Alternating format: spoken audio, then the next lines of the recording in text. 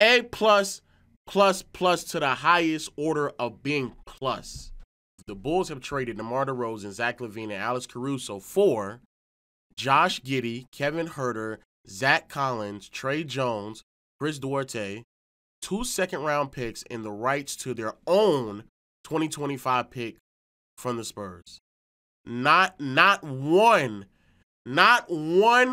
additional first-round pick for DeMar, Zach LaVine, and Alex Caruso. Not one additional first-round pick. Mark Stein says, leak sources say the Warriors did seriously explore trade constructions that would have brought Zach LaVine and Nikola Vucevic, Big Vooch, to the Bay before Golden State opted to focus on other trade pursuits. What other trade pursuits?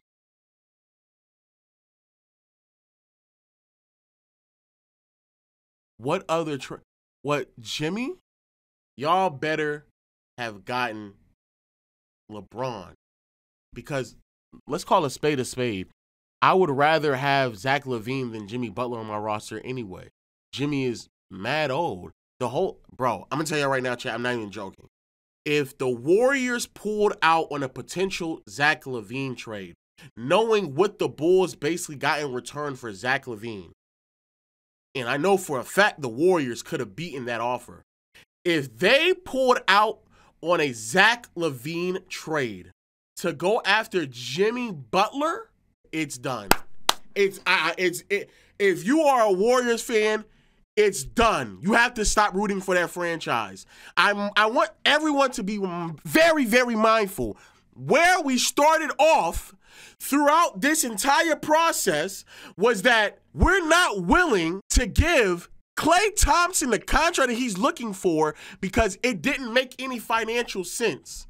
But we're going to turn around and give it to Jimmy Butler? We're not willing to leverage our future for Zach LaVine or Lauri Markkanen, but we're going to do it for Jimmy Butler? We're laughing at the Kings.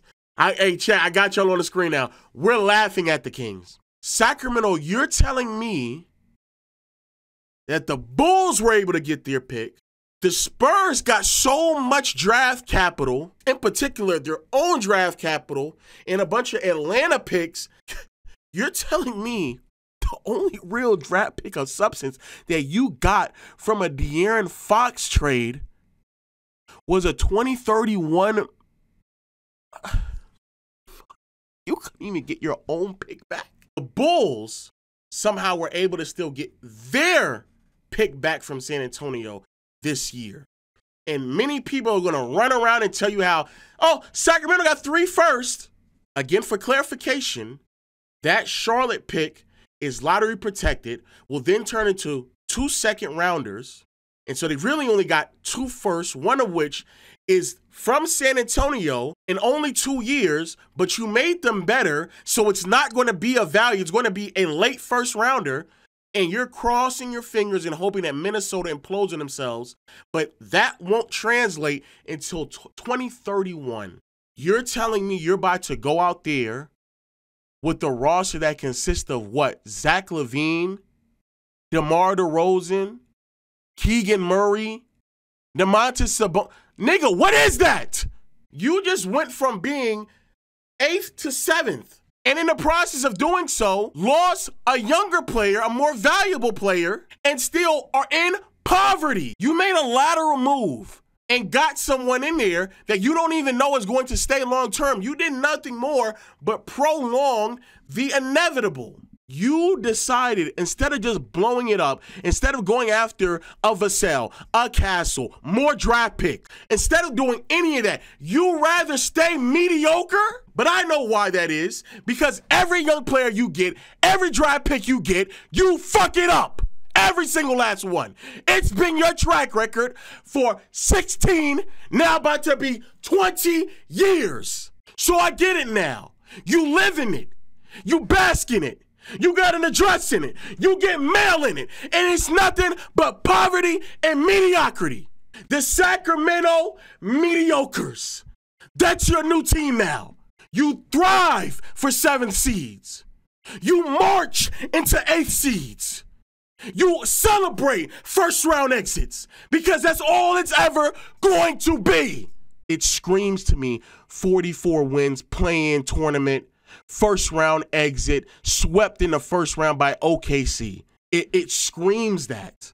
Breaking news, breaking news, breaking news. And just when you think it couldn't get worse for the Warriors, it does. The Heat's Jimmy Butler has communicated to the Warriors that he's unwilling to sign an extension there, and therefore trade talks to send him to Golden State have ended for now. We just read the report that the Warriors were in conversations to get Vooch and LaVine pulled out so they can focus on someone else. Now Windhorst is telling us that Jimmy Butler has now communicated with them that he's not going to sign a contract extension. So we now know that they pulled out of the Zach LaVine sweepstake to go get Jimmy Butler just for Jimmy Butler to tell them, even I'm not going to sign an extension there. I'll be honest with you, chat. The Warriors might actually be an even bigger loser in this transaction. The Warriors might be the biggest loser. Lots to unpack with the Warriors, who attempted to make some big swings over the last 72 hours. Not only did they call for the Suns to get Kevin Durant, but they also held deep talks with the Bulls to get LaVine and Vooch. But then everything shifted towards Jimmy Butler. They went from Kevin Durant to Zach LaVine and Vooch to then voluntarily shifting to Jimmy Butler. Just for him to then tell them, I'm not signing an extension. Last night, there was so much speculation and talk amongst teams and league personnel about if LeBron to the Warriors would become a real possibility. But now it appears that James is staying in LA. Golden State continues to be stuck in the mud when it comes to the trade deadline. I don't think I have ever in my life seen a franchise step up to the plate and swing and miss so many times in trying to add talent to a roster when there were so many obvious ways to doing so. So again, we got to go back. They had draft picks. Instead of trading them for veteran pieces, they decided not to. With those draft picks, they swung and missed on Wiseman instead of getting LaMelo. They swung and missed on Kuminga instead of getting Franz. They swung and missed on Moody instead of getting Trey Murphy. All of that. That's 4 right there. Then this nigga punched the shit out of Jordan Poole. He's gone for Chris Paul. That's 5 right there. Then you had the ability to get Chris Paul for Zach LaVine during the offseason. You let him walk for nothing. That's 6 right there. Then you could have kept Klay Thompson and have him on the roster and just ride it out like you're about to basically ride it out to the sunset right now. You let him walk for basically nothing. That's 7 right there. Then after you told him, Klay Thompson, hey, we ain't got the money for you, but we'll give it to Paul George, then that fell apart. That's 8 right there. Then Lauri Markkanen was available for B-Pod. You said no to that. That's 9 right there. Then you're telling me you have Vooch and LaVine again. You said, no, I'm going to pivot to Jimmy Butler. That's 10 right there. Then Jimmy Butler told you, no. That's 11 right there. Then you got your hopes up for LeBron to the Warriors. That's 12 right there. Then you try to get Kevin Durant on the roster. He said no. That's 13 right there. Nigga, that's 13 attempts. 13 opportunities to add pieces next to Curry, all of which swung out. I'll be honest with y'all, bro. This is a trade where there is only one real winner. Like, the more and more I just think about it, it's only one winner in this trade. It's the Spurs. The Spurs got the point guard that they needed without giving up any young players, without really moving off of any draft picks. The Bulls traded a player that they should have been moved, but in return, the only thing they got in return for Zach LaVine is Zach Collins, Trey Jones, Kevin Huerter, and their own 2025 pick back. That's it. That bar is extremely low. Every team that was looking for LaVine, that's a package that you easily could have beaten, but now you're telling me the Warriors pull out of that deal to try to get Jimmy Butler just for Jimmy Butler to then tell everybody, I'm not going to sign to your long term, so you better not trade for me.